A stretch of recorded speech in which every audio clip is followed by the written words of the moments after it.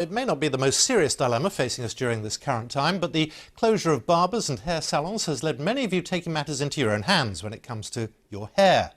Social media has been flooded with images of DIY haircut disasters over recent weeks, which has led to a company offering live video tutorials to guide people through that all-important trim. Well, I'm joined now by the co-founder of Lockdown Haircut, that's Dan Silvertown, and also I'm joined by one of the barbers taking part, that's Ben May. Thank you both for joining us.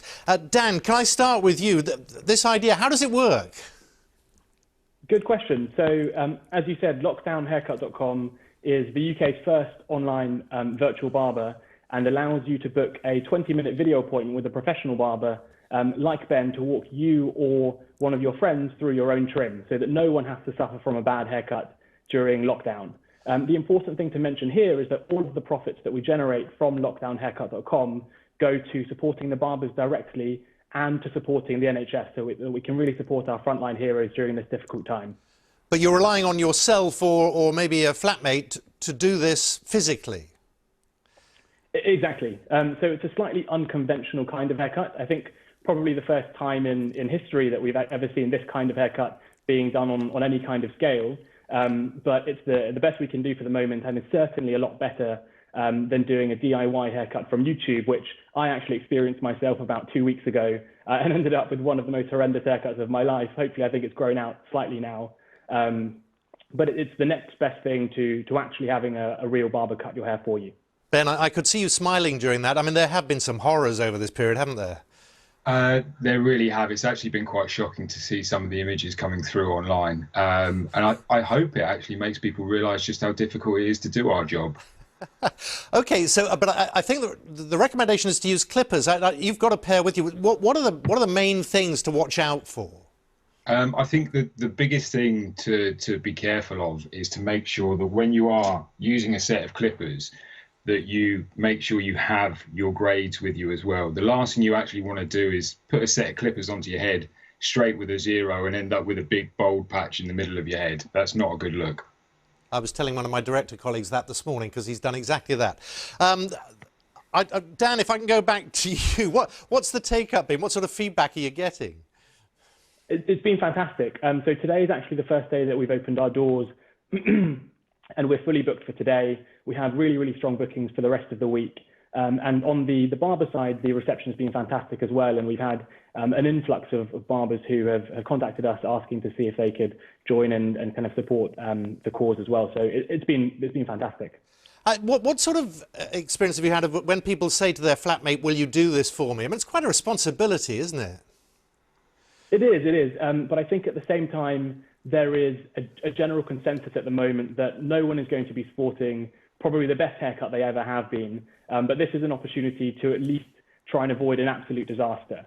So I think a bad haircut really has brought the country together in some kind of manner at the moment. And it's now actually acceptable to have not a kind of an amazing haircut, but at the same time, people still want to be able to have something that doesn't have chunks missing from their hair. Yeah, Ben, a lockdown haircut is a thing at the moment.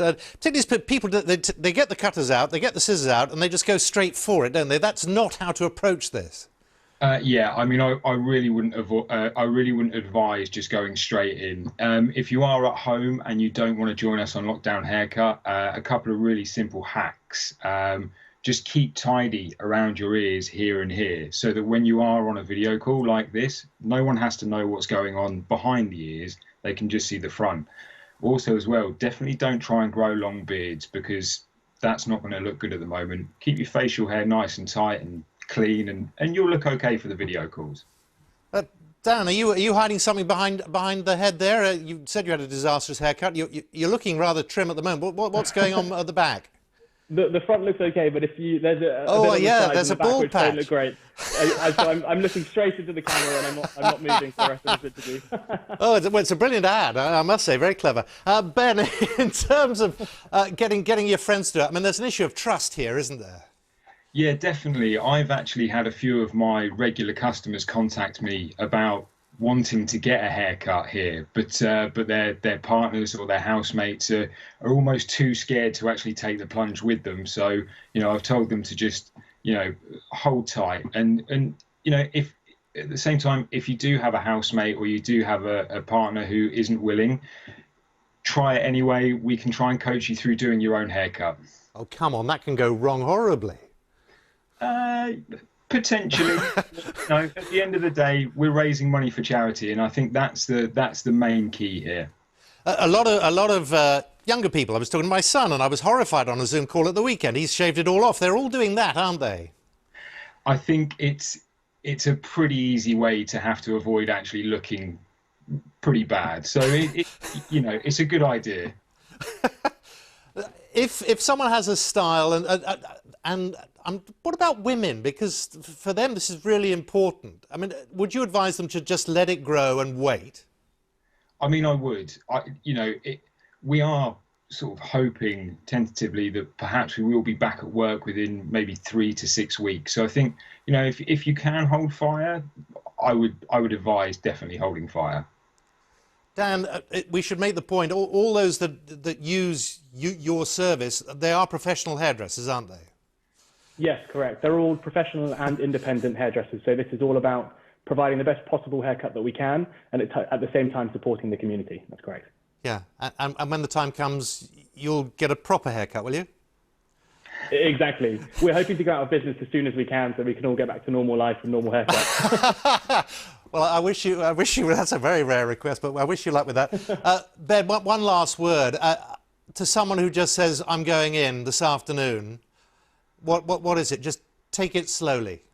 Yeah, the best piece of advice I can give you is do not take a clipper immediately to the top part of your hair here. It's gonna go horribly wrong. Take your time, ease yourself into it, see how you get on. And if it goes wrong, we want to see the pictures on Facebook, Twitter, anywhere you can. Absolutely. Yeah, if it goes wrong, make sure that you do post those photos, because at the moment, everyone needs a good laugh. Yep. We don't want to all end up looking like Dan Silvertown, who's opening out of business. Other than that, it's all going really well. Dan Silvertown, really good to talk to you. Ben May, pleasure, and good luck with it. Thank you. Thank you.